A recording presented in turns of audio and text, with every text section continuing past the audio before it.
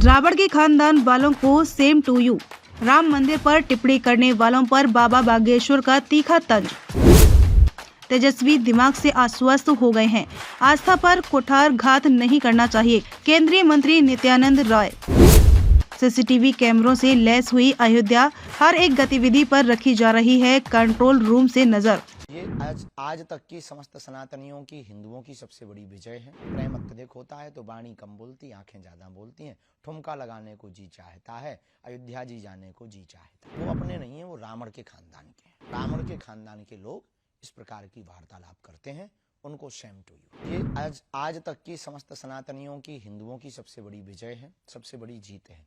यह उत्सव दीपावली से बहुत ज्यादा खास है। निश्चित ही कोई ऐसा अभागा होगा जिसको इस दिन का इंतजार ना हो।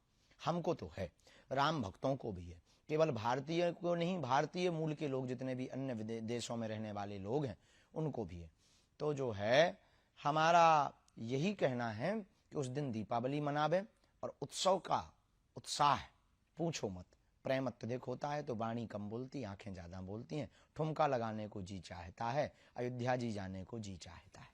जी, लेकिन आप जो कह रहे हैं कि उत्सव का ये दिन है, विजय है सनातनियों की, लेकिन कुछ लोग इसी धर्म से जुड़े हुए लोग वो जो बयान दे रहे हैं, कोई कहता है अभी भी ये कोर्ट का फैसला है, मंदिर तैयार हो चुका है, लेकिन अभी भी कुछ लोग सलाह देते हैं कि वहां पर अस्पताल बनना चाहिए, तो कोई कहता है स्कूल बनना चाहिए, और कुछ लोग तो सनातन धर्म पर ही प्रश्न उठाते हैं कि इसमें तो जाति विभेद है। ये तमाम चीजें अभी भी प्रश्न उठ रहे हैं। बिल्कुल भी जाति विभेद नहीं, मूर्खतापूर्ण बातें हैं ये।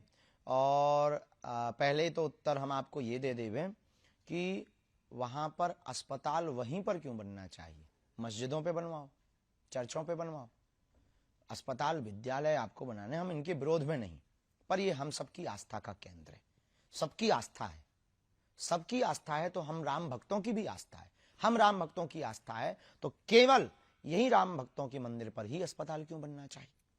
अब रही बात कि अपने ही लोग टिप्पणी उठाते, आपने ऐसा कहा, तो वो अपने नहीं है, वो रावण के खानदान के हैं।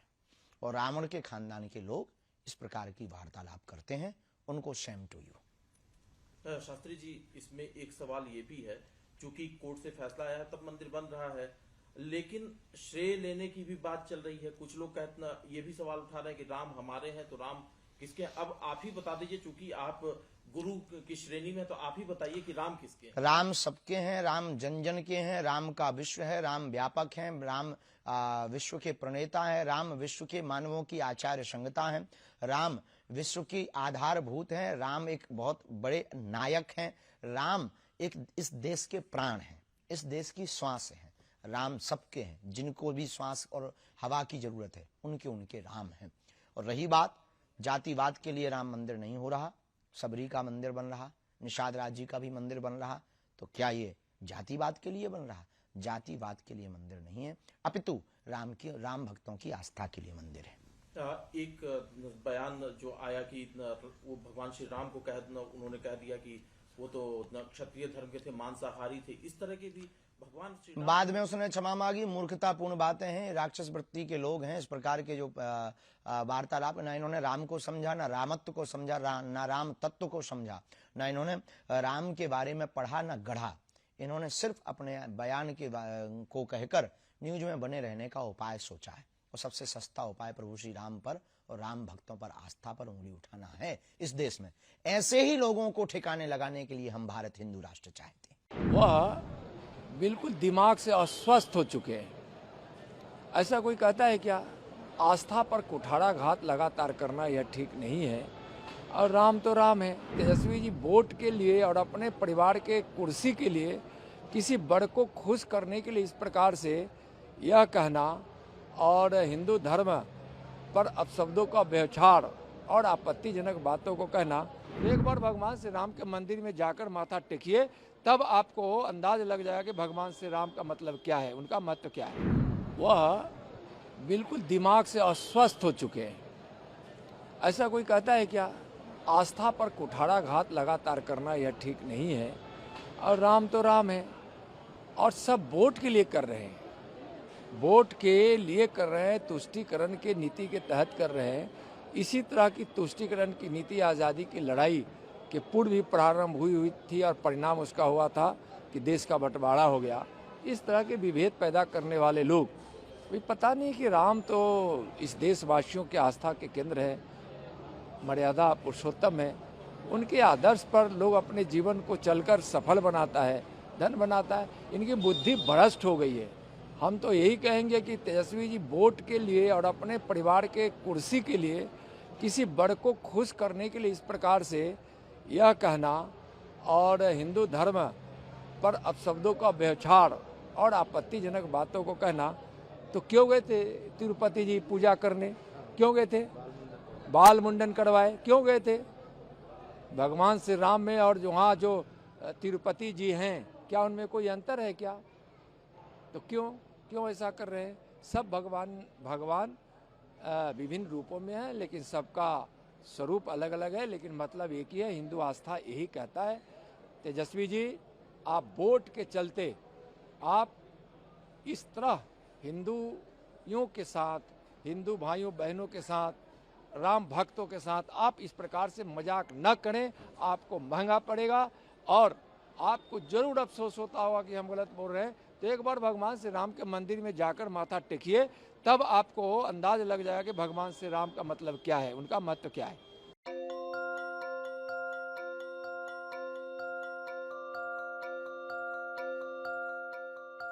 अयोध्या में होने वाले 22 जनवरी को प्राण प्रतिष्ठा समारोह की सुरक्षा का पुख्ता इंतजाम कर लिया गया है, जिसके लिए शहर में जमीन पर पुलिस बल की मौजूदगी के साथ रामनगरी अयोध्या को सीसीटीवी कैमरों से भी लैस कर दिया गया है।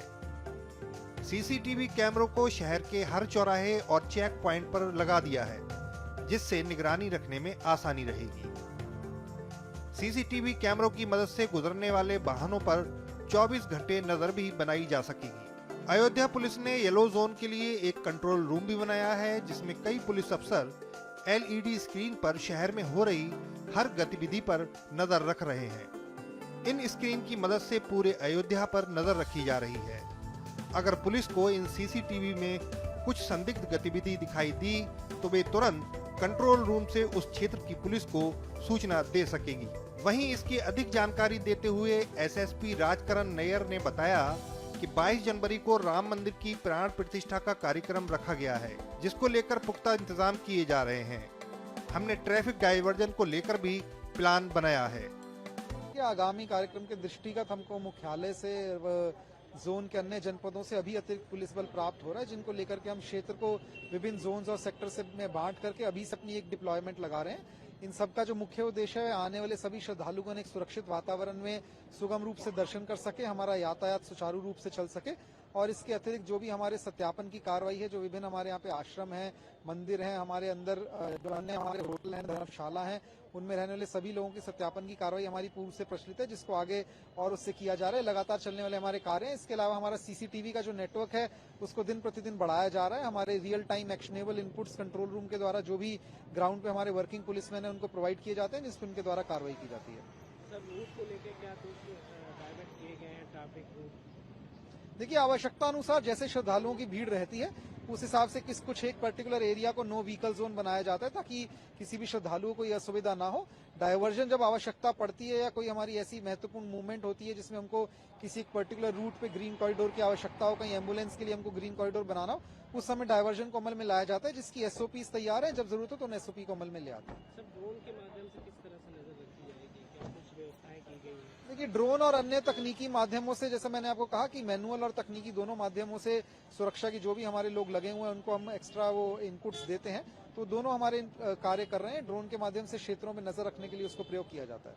आपको बता दें कि प्राण प्रतिष्ठा में कई वीवीआईपी लोगों को बुलाया गया है, जिसके लिए विभिन्न इंतजाम किए जा रहे हैं।